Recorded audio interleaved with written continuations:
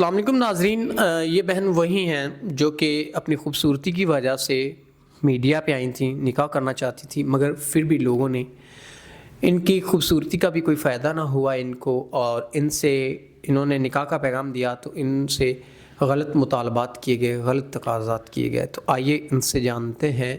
یہ اتنی مجبور ہیں کہ ان کے پاس ان کے کپڑے بھی نہیں تھے، اتنے حالات سے تنگ ہیں۔ تو آئیے ان سے جانتے ہیں۔ السلام علیکم۔ وعلیکم السلام۔ اچھا بہن، آپ مجھے یہ بتائیں کہ کیا مسئلے مسائل ہیں جس کی وجہ سے آپ دوبارہ ہمارے آفس پہنچیں، اور کس وجہ سے اتنی پریشان ہیں آپ؟ جی بالکل، میں نے آپ کے تھرو نکاح کا میسج دیا تھا کہ اگر کوئی عزت دار شریف مجھ سے شادی کر لے تو میں اس کے لیے تیار ہوں، لیکن میسج کے بعد مجھے بہت غلط ڈیمانڈز کا سامنا کرنا پڑا ہے۔ بہت سو نے مجھے کہا ہے کہ آپ ہم سے آن لائن ویڈیو کال کریں، اپنی تصویریں وغیرہ شیئر کریں، تو میں ایسا کچھ کرنا نہیں چاہتی ہوں۔ یہ بالکل غلط بات ہے۔ اگر کسی نے نکاح کرنا ہے تو ان سب شرائط کو چھوڑ کے میرے ساتھ نکاح کریں، ایسا کوئی میرے ساتھ کوئی شرط نہ رکھیں، میں ایسا نہیں چاہتی۔ کیسی ڈیمانڈز آپ سے کی گئیں؟ مین کے غلط قسم کی؟ جی بالکل، بہت غلط قسم کی گئی ہیں۔ جب ویڈیو کال وغیرہ پہ بلائیں، تصویریں وغیرہ بھیجیں اور ملیں ہمارے ساتھ، باہر ہم سے بات کریں، تو یہ سب کچھ میں قابل قبول نہیں سمجھتی۔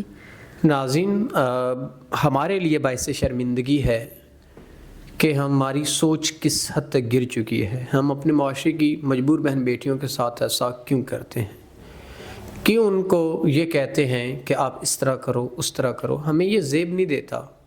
ہم نے نیکی کو عام کرنا ہے، نہ کہ گناہ کو۔